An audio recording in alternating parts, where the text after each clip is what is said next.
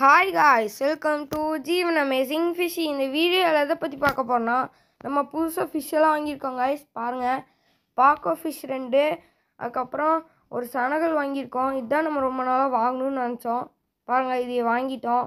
அடுத்து இது வந்து வாட்டர் பிளான்ட்டு. இதோட பேர் தெரிஞ்சால் மறக்காமல் கமெண்ட் செக்ஷனில் கமெண்ட் பண்ணுங்கள். அது பேர்லாம் எனக்கு தெரியாது. இதை வச்சு ஒரு வாட்டர் பிளான்ட் செட்டப் பண்ண போகிறோம் காய்ஸ். பாருங்கள், நல்லா பாக்கோ ஃபிஷ்லாம் ரெண்டும் பெருசாக இருக்குது. செனகல் ஓரளவுக்கு மீடியம் சைஸில் இருக்குது, பரவாயில்ல. இருந்தாலும்